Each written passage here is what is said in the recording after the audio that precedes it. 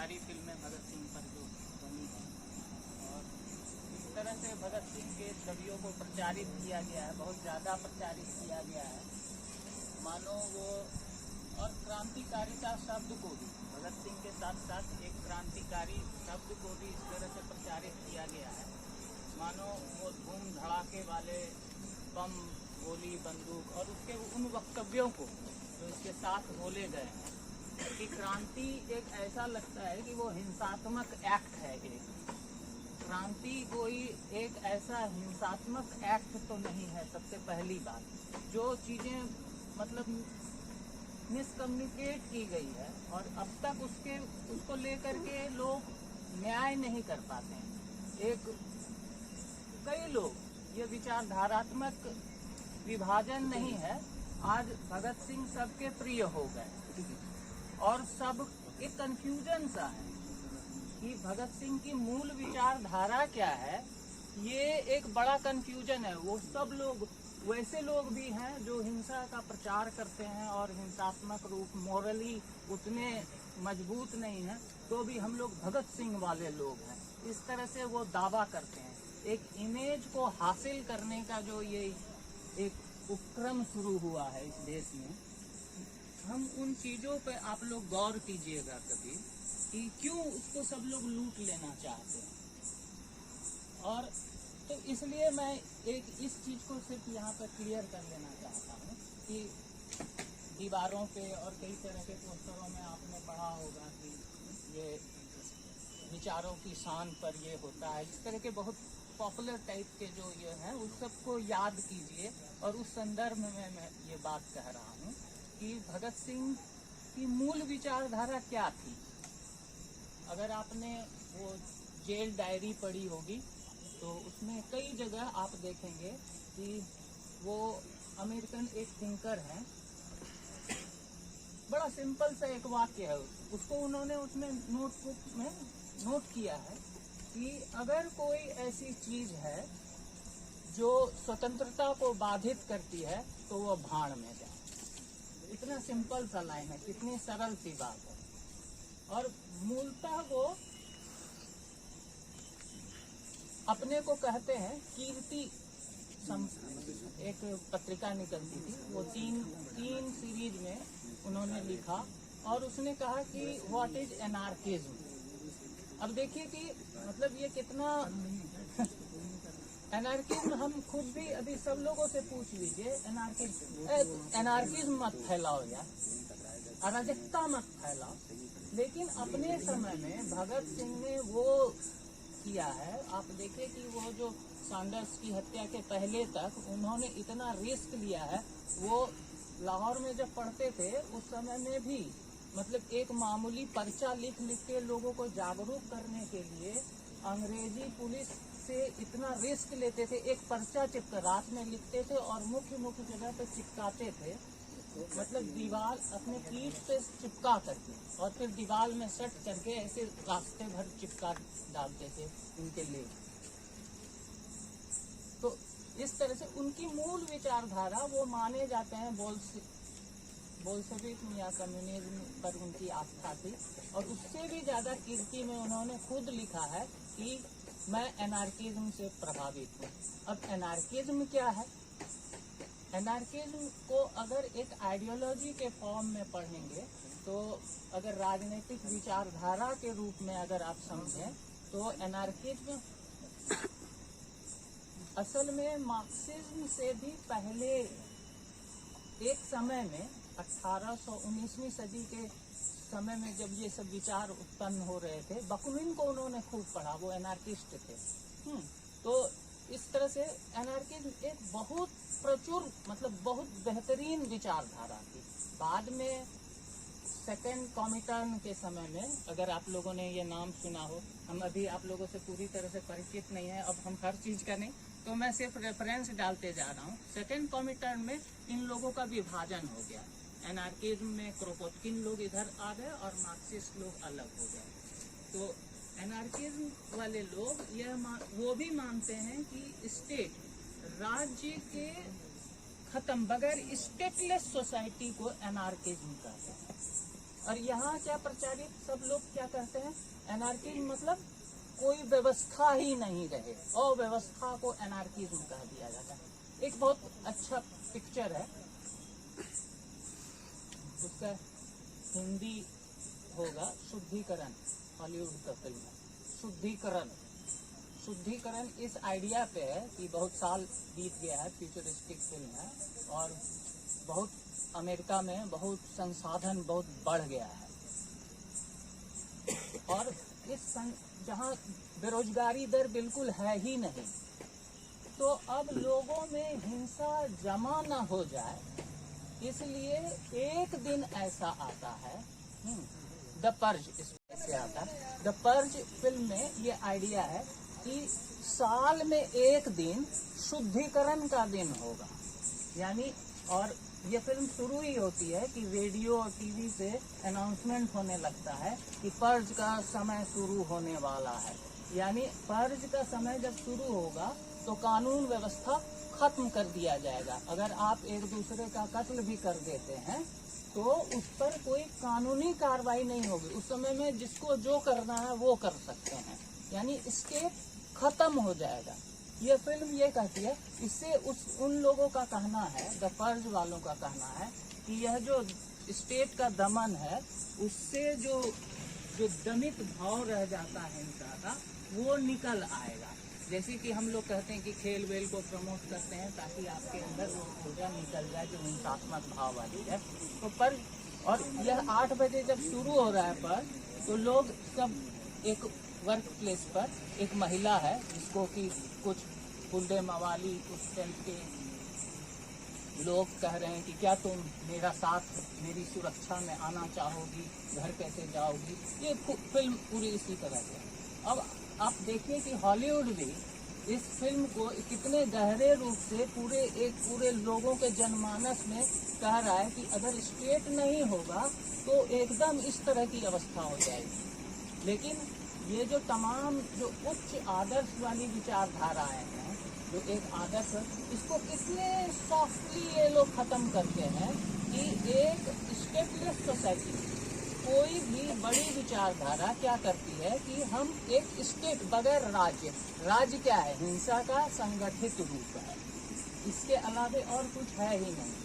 तो ये लोग ये करते हैं। एनार्किज्म भी कीर्ति में उन्होंने स्पष्ट किया कि मैं एक एनार्किस्ट हूँ और राज्य के खात्मे के लिए ही मैं हूँ। लेकिन इसके अलावा भी अच्छा एक शब्द और भी आप समझ लीजिए कि जो गलत तरह से इस्तेमाल होता है, आइडियोलॉजी। लोग कहते हैं कि यह मेरी विचारधारा है। ये इतना बड़ा ब्लंडर है कि कोई किसी की अपनी विचारधारा हो ही नहीं सकती। आप तमाम दुनिया के इंसाइक्लोपीडिया, रीडलेस इंसाइक्लोपीडिया उठा के देख लीजिए, आइडियोलॉजी का मतलब क्या होता है। जो आपका नहीं है वही आपका है। मार्क्स ने कहा ना कि लोग नहीं जानते हैं कि वे क्या कर रहे हैं। हाँ, वे नहीं जानते हैं उन्होंने क्या पाप किया है, फिर भी रोज मंदिर जा रहे हैं उस पाप को धोने के लिए। वो नहीं जानते हैं कि उन्हें कौन सा ज्ञान प्राप्त करना है, फिर भी स्कूल कॉलेज चले जा रहे हैं। किस चीज के लिए? उनको एक इस तरह से कंडीशन्ड किया गया है, एक कंडीशनिंग। अल्थुसे एक फॉर मार्क्स उन्होंने एक किताब लिखी, उसमें कहा कि स्टेट 2 तरह के विचारधारा से चलता है। एक हार्ड एपरेटस, 2 तरह के एपरेटस से, और एक सॉफ्ट एपरेटस। सॉफ्ट एपरेटस क्या है? हेलो, हाँ अचिंत, मैं बाद में करता हूँ थोड़ा काम। हाँ,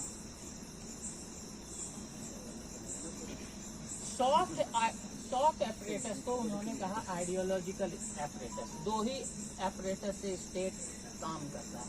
ये जो सॉफ्ट एपरेटस है वो क्या है? सिनेमा है, खेल है, मतलब आप अपने हित, यानी बुर्जुआ, अगर इस टर्म को हम ठीक से इस्तेमाल जो कि सब लोग समझ सकेंगे, यानी एक कुलीन तबके, उच्च वर्ग के हित को आप अपना हित समझ लें, दैट इज आइडियोलॉजी। आप दरअसल उनके हित के लिए जब चिल्लाने लगते हैं, वह विचारधारा में आ जाना होता है। इसीलिए आइडियोलॉजी को तमाम डिक्शनरी और इंसाइक्लोपीडिया में यह कहा गया है, जो आपका नहीं है वह दरअसल आप दूसरे के लिए कर रहे हैं।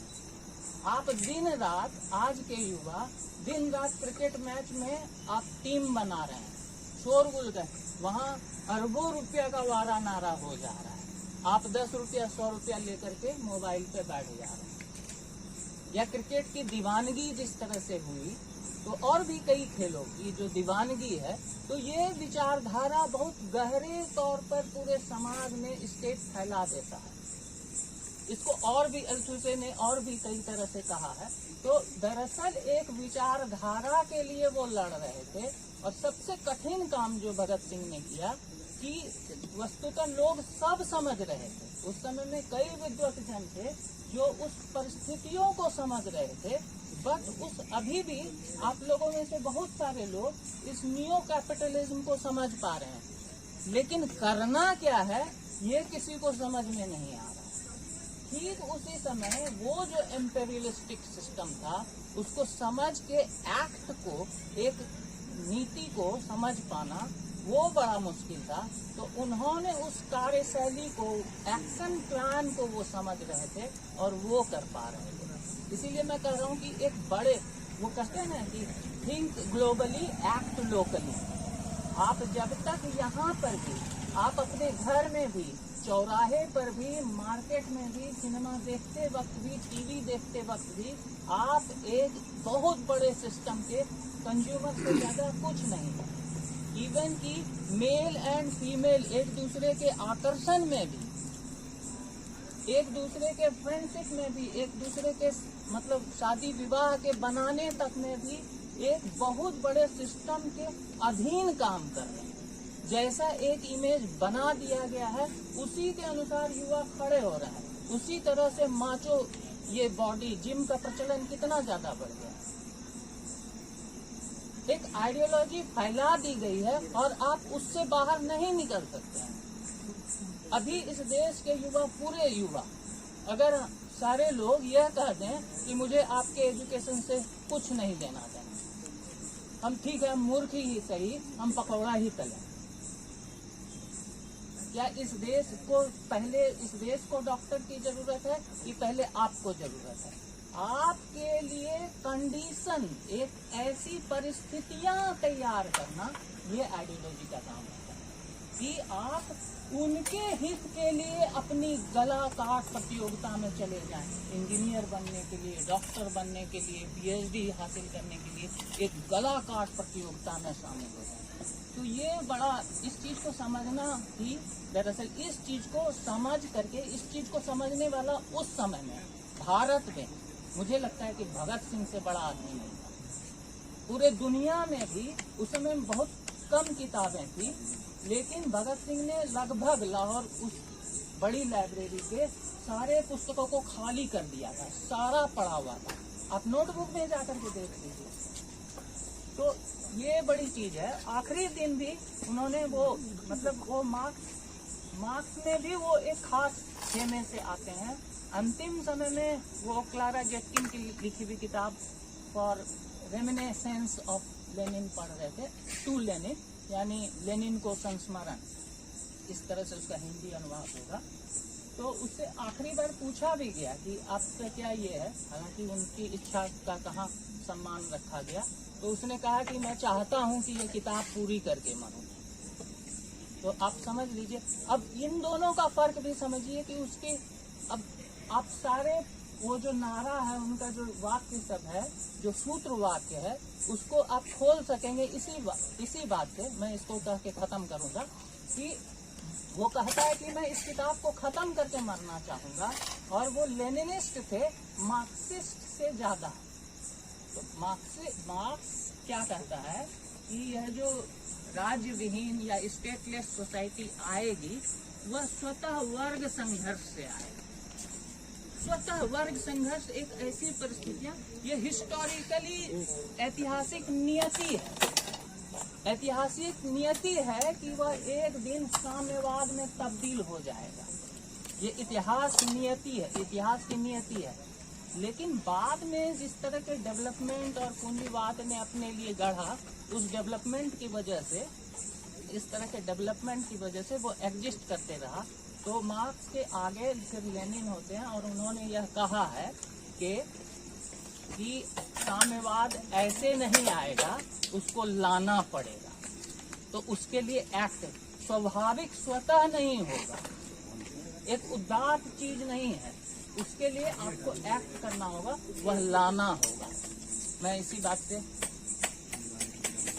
धन्यवाद करता